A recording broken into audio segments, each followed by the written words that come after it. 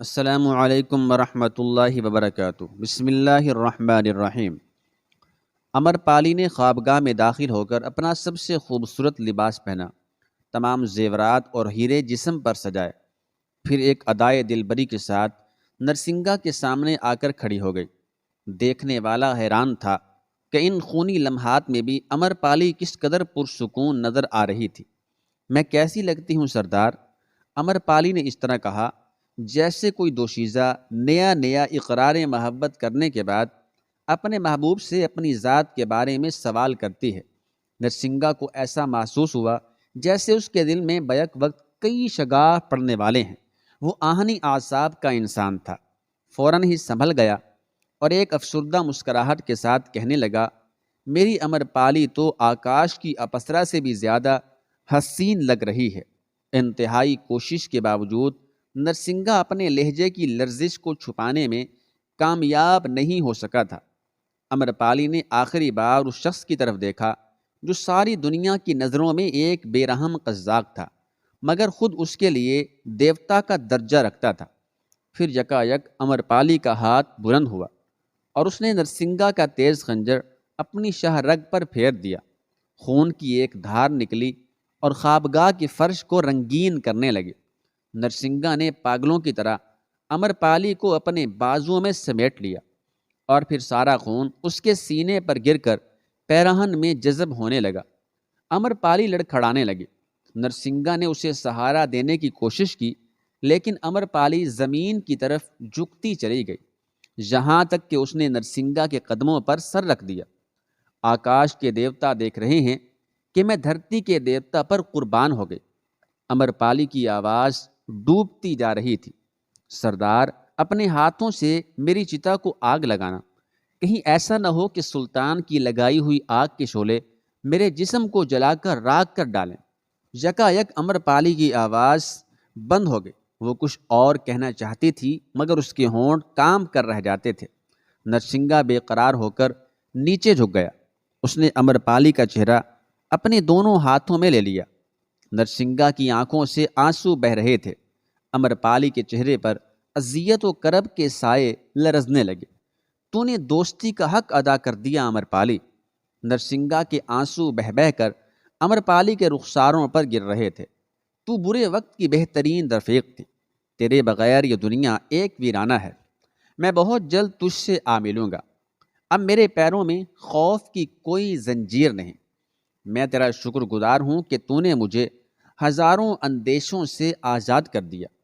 اب مرتے وقت مجھے یہ اذیت ناک خیال پریشان نہیں کرے گا کہ سلطان کے سپاہی اس جسم پر قابو پا جائیں گے جسے نرسنگا کے سوا کسی نے نہیں چھوا تھا۔ امر پالی کے بے جان سے ہونٹوں پر ایک دم توڑتی ہوئی مسکراہٹ ابھری اور پھر ان آنکھوں کے چراغ بجھ گئے جن کی روشنی میں نرسنگا نے اپنی تاریک زندگی کا طویل سفر طے کیا تھا۔ قزاقوں کا سردار کچھ دیر تک امر پالی کی لاش کو دیکھتا رہا، پھر اپنے آنسوؤں کو دامن سے خشک کیا اور امر پالی کی لاش کو اٹھا کر پناگاہ کے دروازے تک آیا، جہاں 50-60 جانثار اس کا انتظار کر رہے تھے۔ امر پالی کی خون میں نہائی ہوئی لاش دیکھ کر لٹیروں کے منہ سے چیخیں نکل گئیں۔ یہ کیا ہو گیا سردار؟ کچھ نہیں، نرسنگا نے سخت لہجے میں کہا۔ جنگل کی ملکہ اپنے دیوتا پر قربان ہو گئی۔ دہشت سے لٹیروں کے چہرے سیاہ پڑ گئے۔ اپنی مہارانی کی آخری رسم ادا کرنے کے لیے چتا تیار کرو، وقت بہت کم ہے، نرسنگا نے حکم دیتے ہوئے کہا، اور اس آگ کی طرف دیکھا جو بہت تیزی سے پھیلتی جا رہی تھی۔ لٹیرے منتشر ہو گئے اور کچھ دیر بعد نرسنگا نے اپنے ہاتھوں سے امر پالی کی چتا کو آگ لگا دی۔ نرسنگا کو محسوس ہوا جیسے اس کا پورا وجود جل اٹھا ہے۔ وہ کسی چٹان کی طرح چتا کے قریب کھڑا تھا اور بار بار آسمان کی طرف دیکھ رہا تھا۔ پھر جب ایک عورت کا دل فریب سراپا راکھ کے ڈھیر میں تبدیل ہو گیا تو نرسنگا نے اپنی پناگاہ کو آگ لگا دی۔ ساتھی لٹیرے اسے روکتے رہے مگر وہ ہر بار کہتا رہا، جب اپنے دل و جان ہی جل گئے تو پھر ان بے وفا چیزوں کو کس کے لیے چھوڑو؟ مکان کی زینت مکینوں کے دم سے ہوتی ہے، جب مکین ہی نہ رہے تو پھر مکانوں کو بھی جل جانا چاہیے۔ اس کے بعد نرسنگا اپنے 50-60 جانثاروں کے ساتھ ایک خفیہ راستے کی طرف بڑھنے لگا۔ سلطان غیاث الدین بلبن کے سپاہی وہاں بھی موجود تھے۔ کرشن راؤ نے نرسنگا کے ایک ایک خفیہ ٹھکانے کی مکمل نشاندہی کر دی تھی۔ نرسنگا اور اس کے ساتھی بڑی بے جگری سے لڑے۔ وہ اپنے سردار کو درمیان میں لے کر سلطان کے سپاہیوں سے جنگ کر رہے تھے۔ بلبن کے فوجی شاید پسپا ہو جاتے، مگر تازہ کمک پہنچ جانے کے سبب ان کی طاقت میں مزید اضافہ ہو گیا۔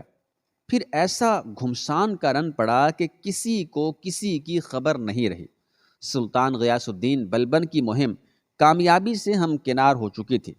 اس مارکے میں 1 لاکھ سے زیادہ لٹیرے مارے گئے، کوئی ایک قزاق بھی زندہ نہیں رہا، پورا جنگل راکھ ہو چکا تھا۔ مضافاتی علاقوں کے باشندوں نے بلبن کو بے شمار دعائیں دیں۔ خوف و ہراس کے عالم میں کئی سال گزارنے کے بعد مجبور انسانوں نے آج سکون اور چین کی پہلی سانس لی تھی۔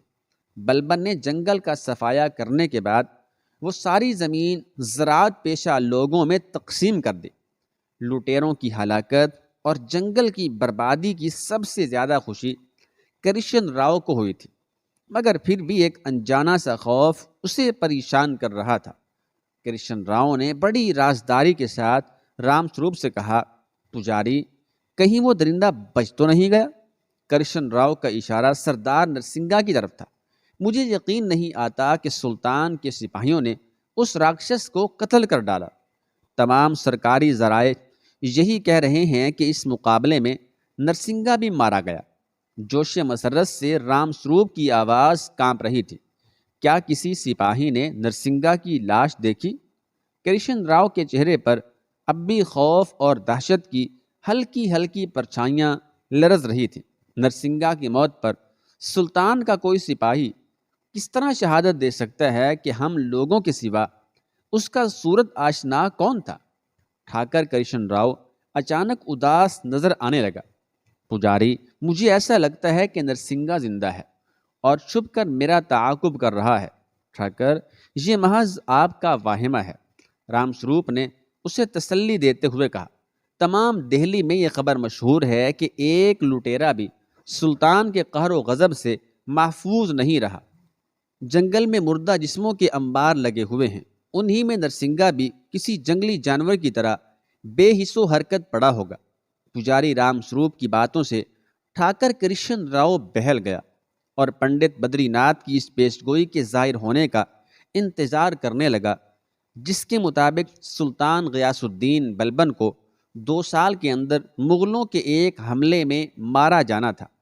تمام لٹیروں کو قتل کرنے اور مجرموں کی ایک ایک پناہ گاہ کو مسمار کرنے کے بعد سلطان غیاث الدین بلبن شجاع الدین کامران کی طرف متوجہ ہوا، جس پر غیر قانونی ٹکسال قائم کرنے اور مانوی سکے ڈھالنے کا الزام تھا۔ ہم نے تجھے یہ مہلت صرف اس لیے دی تھی کہ تو اپنی بے گناہی کا ثبوت فراہم کر سکے اور تیری گستاخ کلامی سے آنے والا مورخ یہ تاثر نہ لے کہ سلطان غیاث الدین بلبن کی قائم کردہ عدالت ایک تماشا گاہ تھی اور اس کا انصاف محض ایک افسانہ۔ بلبن نے شجاع الدین کامران کو مخاطب کرتے ہوئے کہا، سلطان، میں آپ کی مملکت کا وہ بد نصیب انسان ہوں جو اپنے حق میں ایک بھی شہادت نہیں رکھتا۔ شجاع الدین کامران کے لہجے میں ٹھہراؤ بھی تھا اور بے نیازی بھی۔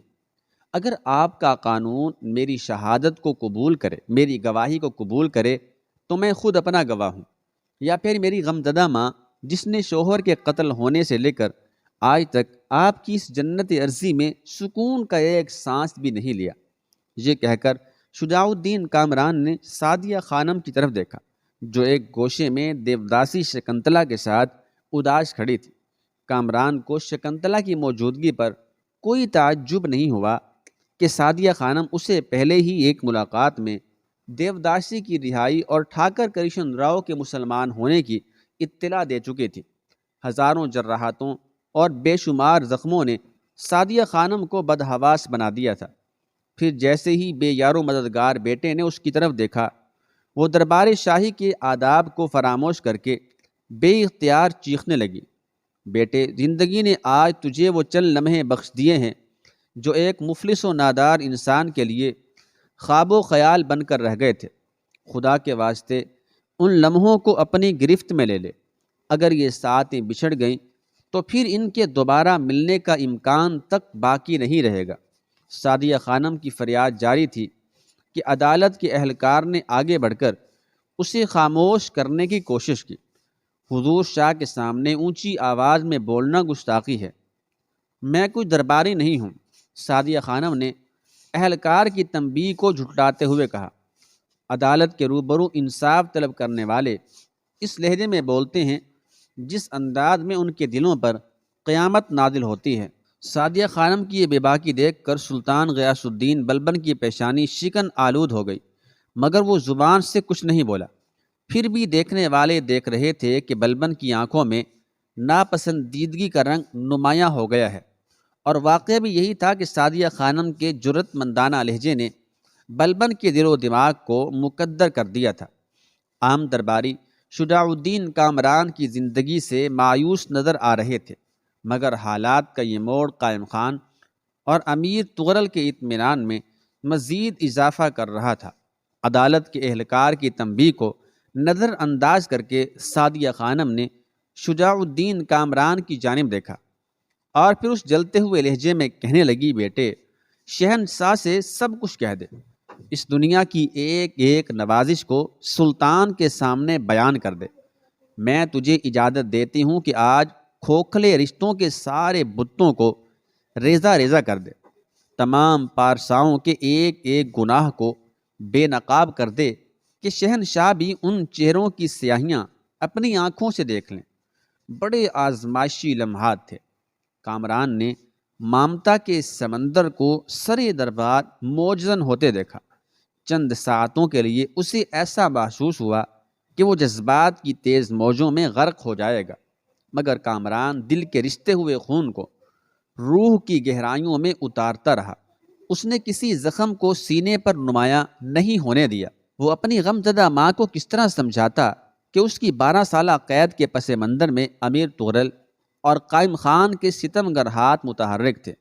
قائم خان یاسمین خانم کا باپ تھا اور امیر تغرل شوہر۔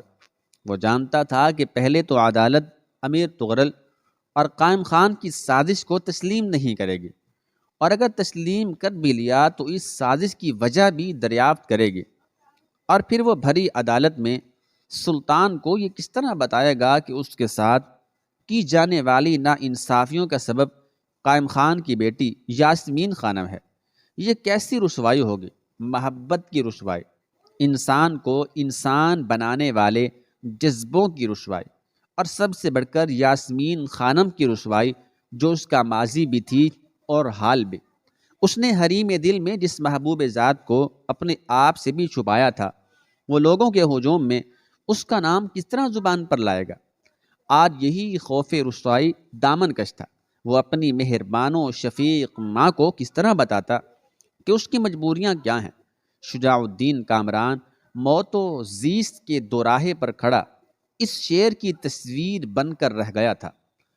تم میرے نہ دل میرا، نہ جانے ناتواں میری، تصور میں بھی آ سکتی نہیں مجبوریاں میری۔ اور پھر یہی ہوا، مجبوریوں نے اس کے ہونٹوں کو پتھرا کر رکھ دیا۔ غیاث الدین بلبن کے سامنے وہ اپنے لبوں کو بس اسی قدر جنبش دے سکا۔ سکے ڈھالنے کا جرم تو بہت بڑا الزام ہے سلطان، میں تو ان لوگوں میں سے کسی شخص کو جانتا بھی نہیں۔ یہ لوگ کون ہیں، کہاں سے آئے ہیں، اور میں نے ان لوگوں کا کیا بگاڑا ہے جو وہ میرے خلاف اتنی دیدہ دلیری سے شہادتیں دے رہے ہیں؟ کیا یہ سب کے سب مسلمان ہیں؟ شجاع الدین کامران نے عدالت سے بڑا عجیب سوال کیا تھا۔ غیاث الدین بلبن پہلے ہی برہم تھا، ایک ملزم کی بے باکی پر کچھ اور برہم ہو گیا۔ ہاں، یہ سب مسلمان ہیں جو تیرے ورغلانے پر اس قدر سنگین جرم کے مرتکب ہوئے ہیں۔ سلطان کی باروب آواز ابھری اور اہل دربار لرز کر رہ گئے۔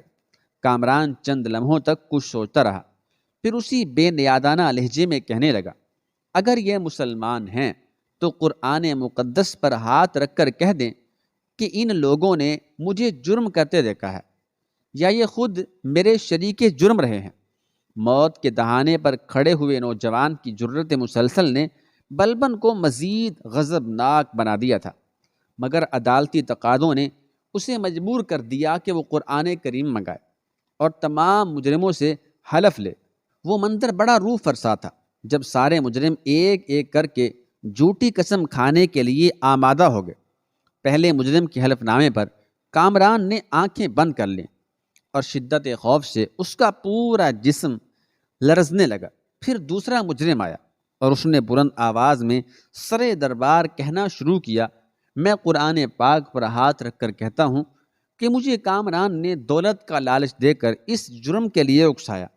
وہ غیر قانونی ٹکسال کا مالک ہے اور مختلف لوگوں سے سکے ڈھالنے کا کام لیتا رہتا ہے۔ پھر جب میں اس حقیقت سے آگاہ ہوا کہ میرا یہ فعل سلطان کے نزدیک بہت بڑا گناہ ہے، تو میں نے خود ہی حکومت کے کارندوں کو اس مقام کا پتہ بتایا جہاں رات کے اندھیرے میں یہ ملک دشمن سرگرمیاں جاری رہتی ہیں۔ بولنے والا اتنے اثر انگیز لہجے میں بول رہا تھا جیسے وہ کوئی عظیم محب وطن ہو، اور اس نے ملک کو بچانے کے لیے خود اپنے ہاتھوں سے بیڑیاں پہن لی ہوں۔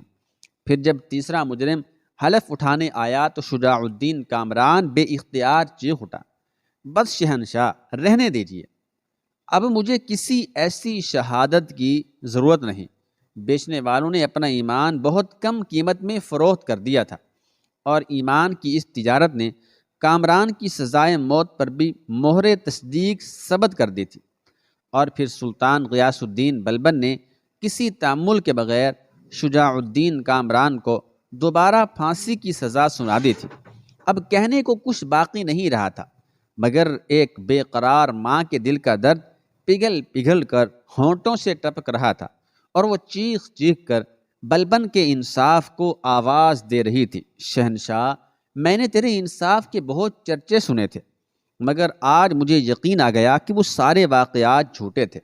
اپنے جوان سال بیٹے کو موت کے غار کی طرف جاتے دیکھ کر سعدیہ خانم نے اپنے ہوش و حواس کھو دیے تھے، اور وہ تاجدار ہند سے اس لہجے میں مخاطب تھی جسے بلبن جیسا سخت گیر حکمران برداشت کر ہی نہیں سکتا تھا۔